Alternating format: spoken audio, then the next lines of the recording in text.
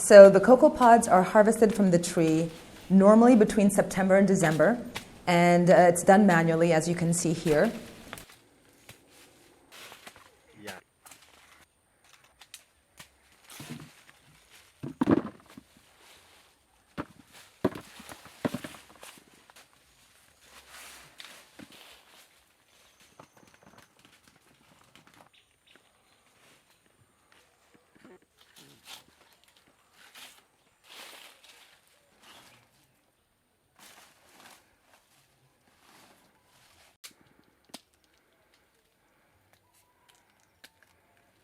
The pods are then cut open to remove the pulp and the seeds.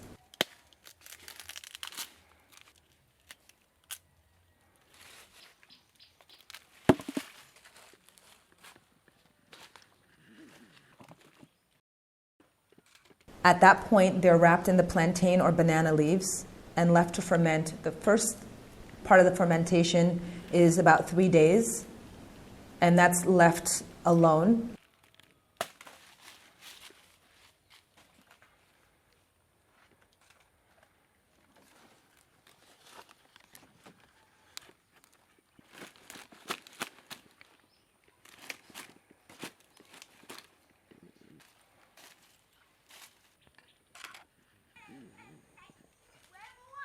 After 3 days, the beans and the pulp are mixed again to allow air, bacteria to get in there so that fermentation process can be reactivated. It's covered with more plantain leaves and left again for another 3 to 4 days.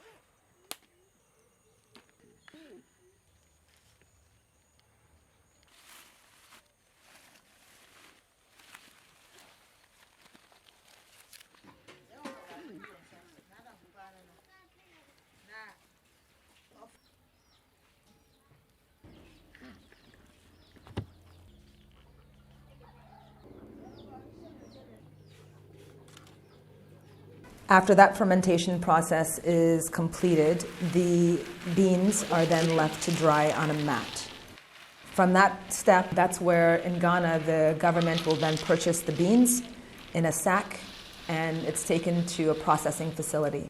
Once the beans are purchased, they are then cleaned to make sure there's no particles left over from the farm, and then they are roasted and then cracked into cocoa nibs.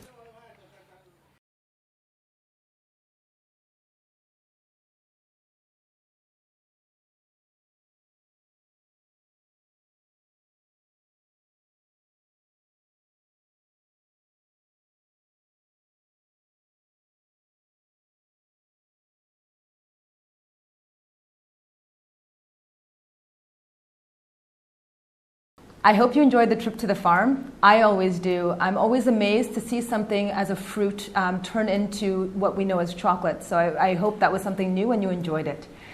So now we're back at Midunu House, and you should be seated at your table and just going through some of the things you should have in front of you. We have a plate of some apples and crackers. I'll talk about that a bit later. There's a lovely envelope that has Ghana cocoa on it, and that has some cocoa nibs. We'll taste that later. You should have some water, a tasting mat. Everyone should have their own tasting mat, a pen, a box of chocolates, and there should be a guide that tells everybody how the process is going to go. And we have a flavor wheel that's going to explain things to us. So that's the basic setup that you should have at home. And now I think since we last saw the cocoa in the form of a bean, we're just going to look at cocoa nibs. So when we were at the farm, you saw that the beans were being dried on a mat. And once they're dried, they're picked up and taken to a processing facility where they're cleaned. And from there, they're roasted. The shell on the outside, kind of like maybe like a coffee bean or something like that, it peels off, and then inside they're little nibs, and the cocoa bean breaks into nibs. That's what you have in the envelope. So you can just taste it. It's some of you may have tasted it before. You can find them in health food stores in the U.S. It has a bit of a sour taste, or not sour, a touch bitter. So just have a taste. I want you guys to understand the flavors as we move from the bean to actually the truffles. So I'm just going to have a small one. You guys should do the same at home. It has like a deep flavor. something that you would expect when you taste sort of like a 100% chocolate bar. It's not that bitter actually at all, but it's not sweet as we know like sort of chocolate to be. So that's the cocoa nibs, and that's the roasted and peeled cocoa bean that we last saw. So now we're gonna maybe talk a little bit about how chocolate is made. So the cocoa nibs are ground down. The cocoa butter actually warms up with all the friction from the grinding process. And from there, that turns into sort of a molten liquid cocoa mass, otherwise sometimes called cocoa liqueur, and there's no alcohol, it's just the name of it. From there, we add whatever ingredients we want to turn it into chocolate. So if it's dark chocolate, you're thinking maybe some vanilla, maybe a little bit of sugar, and that would be like 100%, almost close to 100% chocolate that you would find in a bar. If you wanted milk chocolate, part of that percent would be replaced with milk powder, and that's how milk chocolate is made. And some people talk about white chocolate, and we're going to be tasting a little bit of white chocolate. White chocolate is actually cocoa butter with milk powder and sugar. So there's technically no cocoa mass in white chocolate. So how are our chocolates made? We melt down the chocolate, and from that point we have to cool it back down, and that's called tempering chocolate. When you temper chocolate, you're actually creating an alignment of crystals within the chocolate so that they are strong bonds.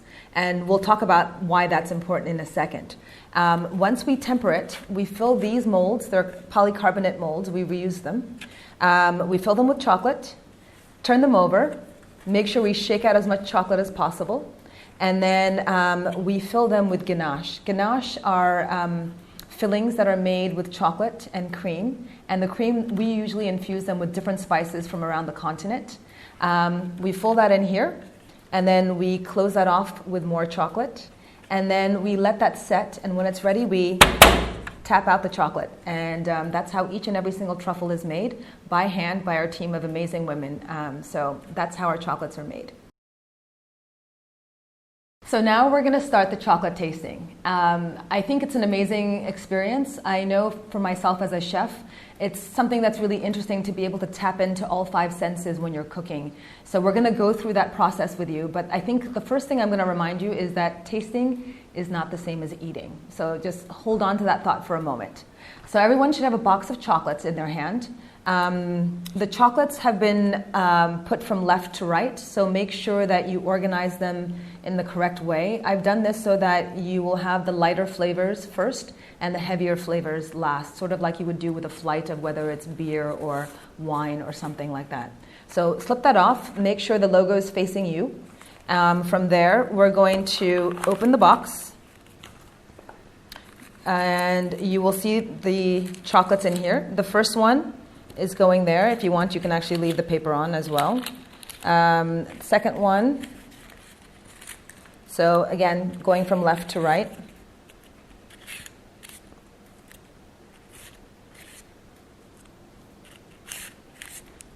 So we've got 1 through 6, so we're all set with the board. Everyone should have the same, and everyone will have the same chocolate in the same position so that we can actually have a wonderful conversation and see what each and every single one of us is tasting. Okay, so now it's time for us to start the chocolate tasting, the exciting part. And remember what I said earlier, tasting is different than eating. So we have to start thinking about all of our senses at this point. And hopefully you haven't eaten a big meal before this so that your taste buds are really alive and can actually sort of enjoy the experience. So the first thing we're going to do is engage our eyes. And so with the eyes, we're going to be looking at the appearance of the chocolates. So I'm going to ask you to take a look at the chocolates as we're going through this first step. We've provided some adjectives to just get you started in thinking. Some of the ones I've mentioned are high shine, even coloring, bright, dull, glossy, flat, bloom. Bloom is, I don't know if you've ever picked up chocolate before and it has sort of like a white coating on it. It's not a safety issue. There's nothing wrong with the chocolate. It's just that from an appearance point of view, some of the fat or the sugars might have migrated and it creates sort of this white on the outside. That's what bloom is. Other things that you might think about is the type of chocolate it is. So the darker the chocolate, the darker the color brown will be for the chocolate. So first you would sort of take a look at the chocolate. Ours have these designs on them, but beyond the design, what do you see? Is it shiny? Is it glossy? Is it dull? Does it have bloom? And then you take a look at that, identify what you've seen, and just put a little note down under appearance for number 1. So now that we've already identified the appearance, we've written down an adjective. It can be one of the ones we provided or anything else that you've come up with. The next thing we're going to do is aroma. Aroma is, so your smell and your taste buds are very much linked. I think, that's why we have eyes, ears, nose, doctor. Everything is kind of linked in there. So I want you to sort of try to get the aroma of the chocolate before we go any further. So just kind of, you'll smell it, and I've given some adjectives and ideas for you on the flavor wheel. So flavor is not just what you taste, but it's also what you smell. So kind of have a smell, see what you're thinking. I can smell cocoa butter. I can smell something chocolatey in a way. We've given some other suggestions for you that are on the flavor wheel. So try to identify what you think it is. So we have now smelt it and picked up a couple adjectives from what we smell, or maybe some suggestions from the flavor wheel, because your aroma and your taste buds, aroma and taste, are linked. It's now time to bite into the chocolate, and before you do that, we want to get sound. Sound is the sound that comes when you bite into the truffle or the chocolate. Some of the suggestions that we've offered is soft, hard, dull, sharp, and snap. And so when you take the bite, try to sort of do it gently. So you maybe about half of what you're looking for. So try to hear what you're getting. Note that down. So after you've finished biting into it and you've kind of picked up the sound that it made, you now want to think about the texture that you have in your mouth. So what does it feel like against the roof of your mouth? What does it feel like against the roof of your mouth and against your tongue? Is it, some suggestions are creamy, silky, smooth, sandy, satiny, thin, uniform, waxy. Those are all different adjectives to kind of give you some ideas, but we've got more there. Or go freestyle and choose something of your own. And now that we've finished tasting it, you've got the texture in your mouth. Now try to identify the taste that you're getting from it. So what taste came through as you were sort of mulling the truffle through in your mouth. So again, you can go back to the flavor wheel. We've got some of it that might be fruity, some might be vegetal, that's more in the vegetable space. Creamy, if you're tasting sort of the milky, creamy flavors coming through from the ganache or the chocolate. Maybe you're tasting nutty, maybe it's something spicy, floral, and some suggestions are on the flavor wheel for you. And we've also put some more additional ones at the bottom of your placemat so that you can just kind of think through that flavor. So I think just to sum it up, we've gone through appearance, we've gone through the texture, we've gone through the sound, we've gone through the aroma and the taste. So we've finished the first truffle. This is the perfect time for us to share our thoughts with everybody else at the table. So now that everyone has their own thinking, let's go ahead and share the ideas and see if we agree, see if there's any disagreement. Some of the cooks in the rooms, the chefs in the room might have a little bit of an advantage, but tell us what you tasted and share that with everybody else. So at this point, I think it's a perfect time to take a break and to clear your palate and also somehow your senses. You want to start fresh. I usually take a sip of water. The water ideally should be room temperature. So just a sip to clear your palate. And then if you like apple, if you're using apple, that's a great one. Ideally, something green, Granny Smith, Golden Delicious. Just a bite. You don't want to fill up too much. And then some people also prefer crackers, so you can just sort of have a little bite of cracker, and that will just help you cleanse your palate. So we finished the first one. You cleanse your palate. Some people also recommend that you clear your nose so that you have sort of a neutral smell going in. If you have coffee beans, that's something great. You just kind of sniff the coffee beans. It puts your nose back into a neutral one.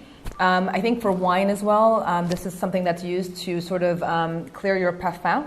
And it's one of the smells that you know the most is your own personal smell. So some people will sort of smell their armpits a little bit. So that's kind of a neutral smell that you know in life because it walks around with you all day. So just have another, just like a little sniff, and it just kind of helps to clear your nose. So it depends on how hardcore you want to be. Coffee beans, fresh air, or your natural parfum. So now that we've actually gone through all our 5 senses, we've cleared our palate, and we've also neutralized our nose, it's time for us to move to the next chocolate. So we're going to move to truffle 2, 3, 4, and 5, and 6. We'll repeat the same process. Go through your 5 senses, note down everything that you have to say about it. When we finish, we share our thoughts with everybody else in the room, and then we clear our palates and go to the next truffle. So now that you've tasted all 6 truffles, I hope you're having a great time. I want you to now rank the truffles. Your favorite one should be number 1. Your least favorite should be number 6. So I would love to find out what you guys are thinking and saying, and if there are any agreements on favorite ones and least favorite ones. Maybe there's some flavors you've never tasted before. I would love to know more about those and whether you liked it, didn't like it. We'll talk more about that in a moment. So now that you've actually ranked all the truffles, it's time for us for the big reveal and figure out what you've just eaten. So we're going to open the envelope. Do not open, but now it's time to open it. We've got one for everyone. This is a description of all that's in the boxes. These are all the truffles we currently make, but you just need to kind of take a look for the ones that were in your box. The designs will give you a little bit of a hint, but also the details about the flavors are also in there to kind of jog your memory. So go ahead and pick out the names. I've named them after different women. I think that one of the amazing things about food is that women in most cultures for generation after generation have been holding on to our culinary heritage. And there are these different women who've inspired me to come up with these truffles, and I wanted to honor them. So that's how I've named the truffles. And once you finish that, there is a link that's in the guide. So at the back, there's a QR code and a link to our website where you can provide us feedback, flavors you liked, flavors you didn't like, experiences that you had that surprised you, that maybe overwhelmed you, just feedback about our flavors and how the culinary journey through Africa went for you. Thank you.